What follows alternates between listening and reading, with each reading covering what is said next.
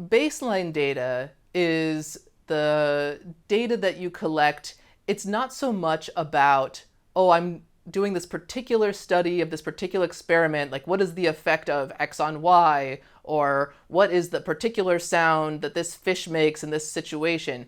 No, it's more about, let's collect a lot of data that's going to form the foundation for the research that we do next. So it might be that you collect temperature data all year or sound data all year, and then you can use this and explore it to figure out what experiments make sense to do from that data. Or you use it as a comparison with other people's studies that they're doing. Like, oh, is there a relationship between something in the sounds and something in the other environmental data?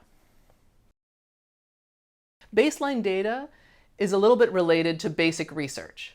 So with the collection of this data, you're not necessarily sure what you're trying to find, but you're trying to establish the foundation. So it kind of relates to these other themes with basic research and exploratory research and the intersections of disciplines, because it's providing that foundation out of which all of the more specialized innovations can come.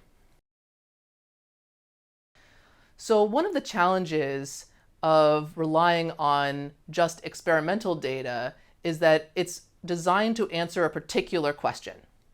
But what if a new question comes up, especially if it's time sensitive, that you want to answer that you don't have the data for? That's what baseline data is for.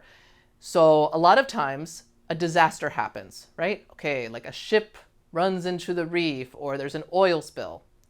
Okay, well, maybe you want to know what is the impact of that disaster. If you don't have the before data, you don't really have a way to compare before and after.